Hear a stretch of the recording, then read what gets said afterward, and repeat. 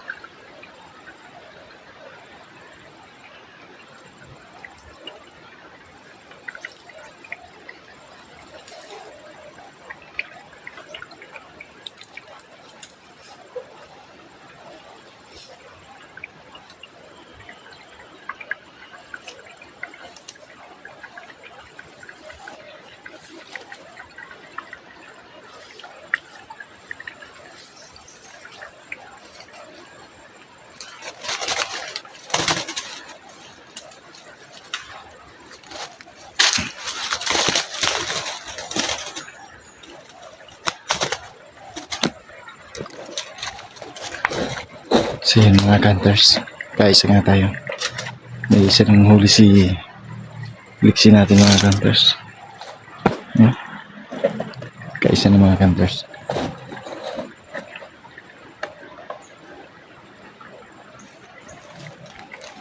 Ayan. Tatanggalin ko na muna itong mga hunters. Sayang. Meron pa sanang isa doon sa taas. So hindi ko nakita. Lumapit na ako. Hindi ko kasi nakita mga hunters yung isa doon sa taas. Kaya nilapitan ko na yung katihan natin. So maaga pa naman mga hunters. Marami pang humuhuni. Ibabalik ulit yung trap natin. Babalik ulit si Lixie. Ayos. So effective pa rin yung pangakit ni Lixie mga hunters. Umiikot-ikot siya. Tapos kumampay pa. Ayos. Talagang the best talaga itong Lixie natin mga hunters.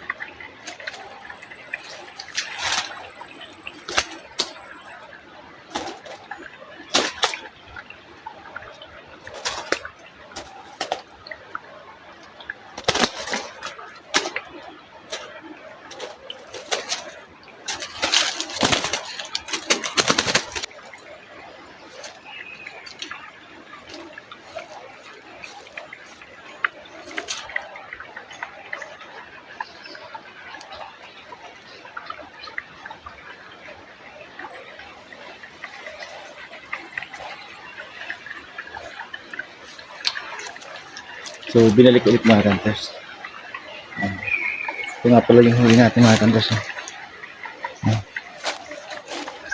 Yan yung huli natin. Sum-sum. Ang pula na ng paa mga hunters. Yan.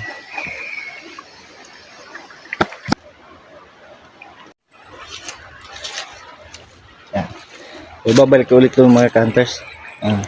Itatago ulit ako at maaga pa meron pang humuhuni, baka makapalapit pa si Lixie natin. Ganda mga hunters. Ang linis ng huli kapag hindi pulot yung gamit. So basta kapag trap gamit natin ay hindi masyadong nadudumihan yung alimuko natin mga hunters. Napakaganda, linis. Ayos.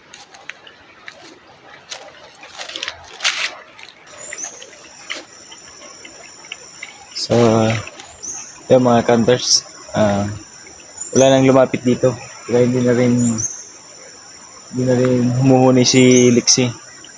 So, try ko pa ng isang beses. So, lipat pa ako mga hunters. Baka makadali pa. So, wala na. Walang napalapit si Lixie dito mga hunters. So, hindi niya nagawang palapitin yung mga alpas dito. Ito na, binaba ko na si Lixie mga hunters. Yan na siya. So ayan. At uwi na rin ako mga hunters. So, maraming salamat po sa mga nanood at sumuporta sa aking YouTube channel. Thank you so much sa inyo mga hunters.